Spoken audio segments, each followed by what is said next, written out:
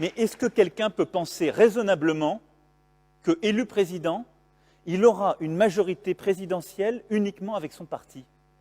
Moi, je n'y crois pas. Mais non seulement ça n'est pas possible, mais ça n'est pas souhaitable, parce que ce serait un hold-up. Ça s'appelle Hold Up, c'est un film financé à hauteur de 200 000 € par des internautes. Il prétend faire toute la lumière sur un vaste complot mondial. La CIA aurait préparé le scénario de déclenchement volontaire d'une pandémie mondiale. Comme les nazis allemands l'ont fait pendant la deuxième, il y a un holocauste qui va éliminer certainement la partie la plus pauvre de l'humanité.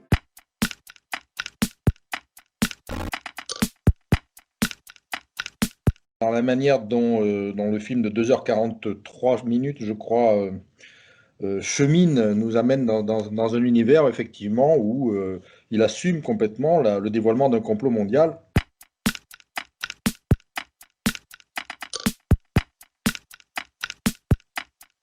Dans le documentaire, où on sélectionne des moments dans les entretiens, on passe d'un personnage à l'autre, on part quand même d'une critique de la gestion de la pandémie, plutôt d'ailleurs en France au début, et puis on glisse, et on a de plus en plus d'éléments qui viennent s'accrocher, et c'est assez typique effectivement d'une construction, on peut dire même paranoïaque.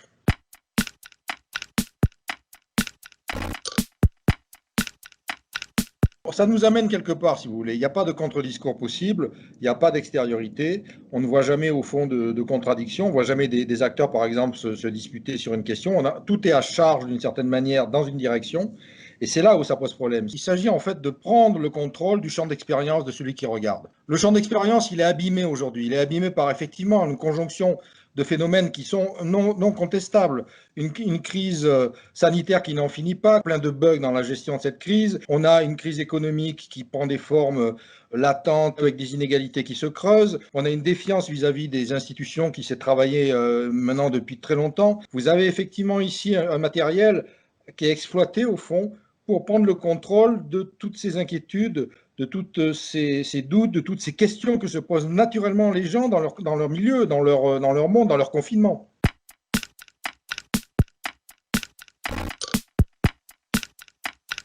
Ce qui est scandaleux, si vous voulez, c'est quand vous ne donnez pas aux gens les moyens de construire la critique réflexive de ce qui vous est présenté. C'est-à-dire que vous avez en fait des enchaînements qui font passer très rapidement à un autre élément, vous avez des raccourcis, vous mettez tout le temps des gens en scène qui ont l'air d'être très simples, très affectés. Alors là, il y a du pathos qui est même mis en scène jusqu'à la fin du documentaire. On ne voit jamais, au fond, fondamentalement, le travail d'enquête qui est fait, comment ça a été fabriqué, etc. On met vraiment tout sur la table et on laisse les gens sidérer par rapport à ça. C'est une opération de prise de pouvoir, de prise de contrôle sur les émotions et les argumentations des gens.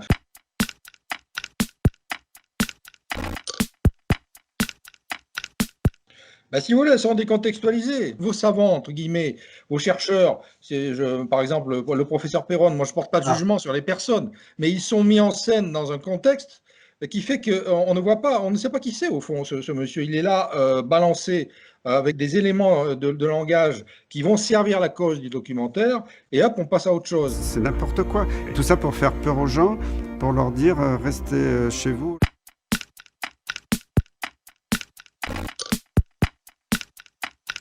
Dans le cas de Dufresne, si vous voulez, il y a un travail de 2 ans de suivi où il s'est exprimé. Il avait à l'Oplace Beauvau, c'était quand même quelque chose qui était déjà en place, qui faisait un travail systématique, qui faisait un recoupement.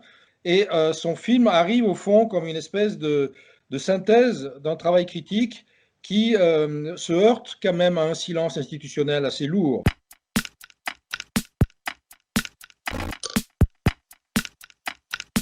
Je veux dire, la légitimité, moi, je ne me permets pas de savoir ce qui est légitime ou pas. Mon problème, c'est est-ce que les gens sont capables véritablement de faire une contre-enquête, de le remettre en perspective? La cause en question, c'est laquelle? C'est de critiquer la gestion de la Covid-19 en France, en Europe, dans le monde, peu importe. OK, dans ce cas-là, on s'arrête là et on fait le travail complètement. Le problème, c'est que vous avez bien vu que dans cette affaire-là, il s'agit d'aller beaucoup plus loin. Alors, il y a un projet, il y a un message profond qui est visé, et il s'agit véritablement d'expliquer qu'on est en train d'être complètement manipulé par un groupe de gens. C'est une vision du monde qui peut s'exprimer. Moi, je suis pour la liberté d'expression, évidemment, et a fortiori sur ce genre de choses, mais ne pas faire passer ça, si vous voulez, pour une enquête sérieuse. Que des médecins commencent à dire, non, mais attendez, vous tronquez complètement les discussions sur les courbes de la pandémie, par exemple, où vous ne regardez pas à un niveau de profondeur suffisant certains aspects, vous passez rapidement au complot mondial d'une bande de tarés. On nous explique que tous ces gens vont véritablement prendre le pouvoir et nous reconfigurer. Une phrase de Jacques Attali, à un moment donné, est prise dans un contexte où vous avez l'impression qu'il est le porteur du grand complot néolibéral. Emmanuel est un ami très proche. Je suis très fier d'avoir été à l'origine de sa carrière et je suis convaincu qu'il sera un jour président de la République. Vous avez vu le fond noir. Moi, il se trouve que j'ai quand même l'oreille musicale. Je veux dire, c'est abusif d'utiliser les musiques qui sont utilisées, qui en fait amènent les gens dans un certain état émotionnel, vous voyez. Aujourd'hui qu'il n'y a plus de mortalité, on parle des cas, mais des cas, c'est pas des gens malades. Il y a quand même des procédés de manipulation. Ça vous produit de la terreur, quoi. On est dans une logique de terreur.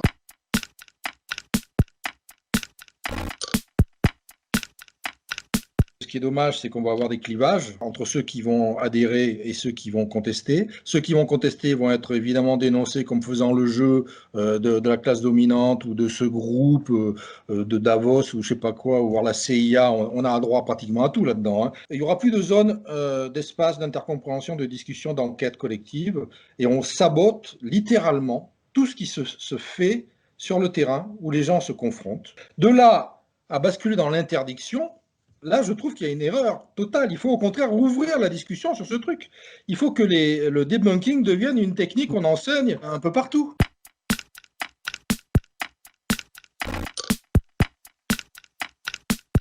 Il y a un enchaînement de petites séquences sur lesquelles il y a des petits éléments de vérité qui effectivement font sens, et vous cheminez et vous allez vers quelque chose qui n'a plus rien à voir. Vous êtes dans une espèce de reconstruction totale du monde. Donc le premier argumentaire, c'est de dire attention à la chaîne de raisonnement qui nous est présentée. Il faut regarder comment on passe de A à B, de B à C, de C à D. C'est le B à bas en logique. Et le deuxième argument, c'est ça, c'est qu'on est tous paumés. Cette crise nous a secoué des choses qui étaient déjà bien abîmées. Donc tout le monde est en train de reconstruire des appuis, moi j'appelle ça des prises. Ce truc-là provoque une espèce de catastrophe supplémentaire en prenant le pouvoir sur votre manière de voir le monde. Il ne faut pas se laisser définir la manière de voir le monde. C'est clair. Et donc vous avez comme ça des espèces de mystères, de choses quand même qui ont l'air d'échapper un petit peu au système. Mais au lieu de prendre appui dessus et de montrer comment c'est possible d'avoir une vie qui à la fois maintient une critique, parce qu'il y a de bonnes raisons d'être critique sur les systèmes politiques, économiques aujourd'hui, etc., et en même temps ouvrir sur les vraies expériences dans lesquelles sont plongés les gens.